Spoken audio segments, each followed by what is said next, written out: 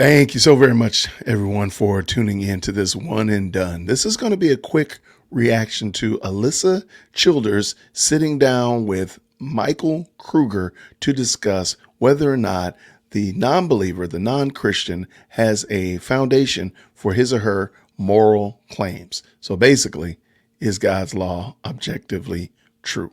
So I appreciate you, first of all, for being a supporter of Dear Woke Christian on Buy Me a Coffee. This is an exclusive video for you all that is going up before it'll ever be seen by the YouTube algorithm. So thank you very much for being a member. Thank you very much for your prayers and your support. It means a lot to me. So let's go ahead and get started. Let's go. Let's bring it in.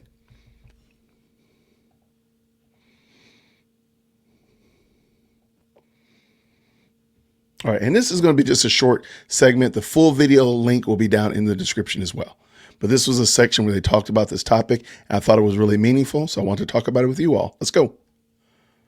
So if someone just comes to the Bible and says, I don't personally like it, well, that doesn't work as an argument. They have to actually show, not just say, but show that the Bible is violating some moral norm in the universe.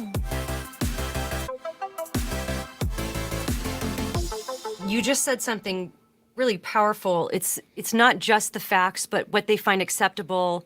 I forget exactly how you worded it, but sort of in the realm of their previous worldview. And I think that's really true. I think we see that happen a lot, which kind of swings us back around to what we hinted at earlier, which is this idea that the Bible is presented as something that's actually immoral. The God that's presented, for example, in the Old Testament, according to a lot of skeptical claims, is an immoral monster. This is somebody who sanctions genocide and different types of oppression. And I know you have a chapter in your book on this as well. And I do want to jump in right there and don't want it to go too far.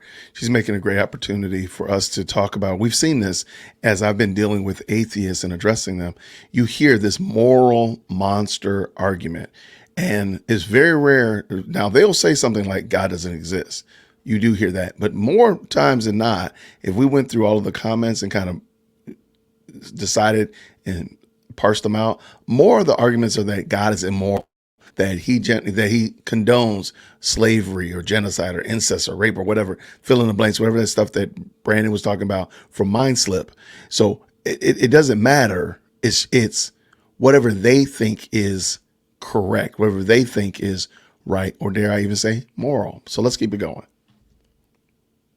But let's talk about that a bit, because I think that really hits to the heart of how people are determining truth. Well, they read something and they go, well, that doesn't jive with what I think is moral. That doesn't jive with my previous worldview, and so it must be wrong. What would your advice be on that question? Okay, before he jumps in, like that's exactly what we've seen. That these are the arbiters. A lot of the time when you're talking about atheists, talking to atheists and unbelievers, they are the arbiter of what's right and what's wrong. It's whether or not they like it, if they think it's correct, if they think it's wrong, or they think it's right. But let's hear how Michael breaks it down. Yeah. Well, as I pointed out earlier in our discussion today, this is a rather new development, right? Mm-hmm. And I say new, really, the last 50 years in terms of the way people attack the faith, which is now the moral argument against God, or the moral argument against the Bible, which is, it's not just wrong because it's historically or factually wrong, but it's quote unquote wrong because it's morally wrong. And that argument's coming up again and again. It's genocide on the one hand. It's the idea that Paul hates women on the other hand, or any other thing they find morally problematic. Well, there's two layers to responding to that. One layer. Okay, before he gets too far, if you go back and watch my video on Brandon's 10 gods that are better than the true and the living God, he literally says that. He literally says that the true and the living God is problematic, but he likes this other God because they're all about justice, or all about learning, or all about being playful, whatever it is.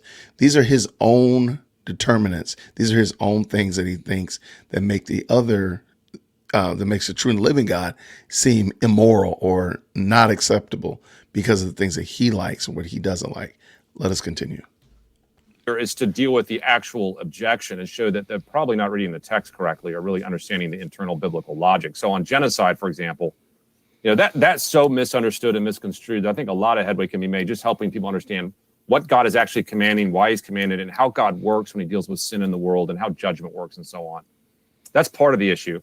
But the other part of the issue is to help people realize that if they're going to make moral claims against the Bible and they're going to stick, they've got to have some basis in their worldview for making such moral claims. And here's the irony of the discussion. Okay, so first of all, the first example he gave, does the unbeliever understand the context? There is something called context, and we do need to make sure that we're approaching it correctly, because if we're looking at it wrong, there's very well that we could bring up and we could have the wrong end result. So that's a big problem. But listen to the second. Most people making moral objections to the Bible have never thought about where morality comes from in the first place. They're just speaking out of their own internal angst over it. The fact that they don't like it, the fact that they're bothered by it. Okay, fair enough, but being bothered by something doesn't make it wrong. Not liking something doesn't make it wrong. Something is only wrong morally is if it violates some ultimate norm, some ultimate standard for right or wrong in the universe. If it just violates their own personal opinion, then why is that an argument?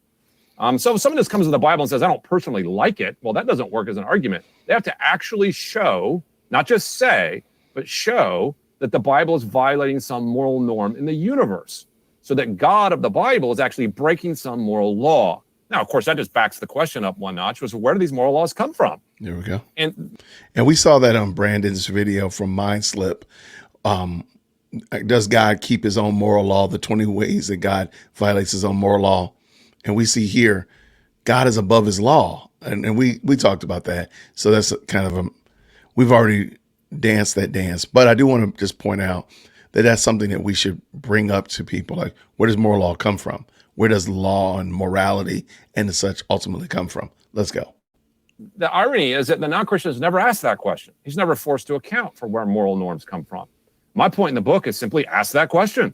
To put it another way, it's not just Christians who have to account for morality. The non-Christian has to account for morality. And he needs to be asked where he gets it from. And you'll quickly realize is even though he's very quick to make moral claims, he's got no basis in a worldview for making them. In fact, ironically, he's actually kind of borrowing the Christian view, theism, to make moral claims in order to argue against the Christian view, which is, of course, the irony of the whole thing. Yeah. And I think we got to point that out. We have to point it out and drive that point home, that where do you get your moral claim from? What is your moral standard? Because it can't be willy-nilly man, because there's countless instances where man has changed his view on something or that was moral or immoral now is moral with the wind. So look at our society today. Come on, for real. Let's go. Yes, and we see that a lot. And just to give our listeners and viewers a tangible example of this, it might be easy to point to scenarios in which either progressive Christians or even atheists, who tend, by the way, to make a lot of the same claims, might point to the God of the Old Testament and say, well, that's genocide or that's oppression. But even in the New Testament, even the teachings of Jesus, we see people sort of declaring those things immoral. But like you said, without an objective standard of morality, they're just making declarations. All right. So thank you so much for that. That was cool. I'm glad. Shout out to Carmen, who actually brought that to my attention. I wanted to go over that. So shout out to Carmen for doing that. Thank you so much for giving that to me and pointing me to it. And if you want, I'll go through the full video. The full video is almost an hour long. And if you all like this one, if you let me know down in the comments if you enjoyed just this quick little take on Michael Kruger as well as Alyssa Childers discussing this topic, I'll do the reaction to the full thing. I'll definitely leave the full video down in the description. You can check it out as well. This is, again, my one and done. I'm going to just shoot this and upload it to the internet. And this is for my Buy Me a Coffee crowd. Thank you so very much for your support. Thank you for being members of the channel. My goal and my desire is to start giving you all of this content ahead of time, because you all have supported me and made this channel possible, helped me in all of these ventures, and I want to give something back to you all that you find valuable. So thank you very much. I appreciate you all very, very much. And until next time, everybody, grace and peace.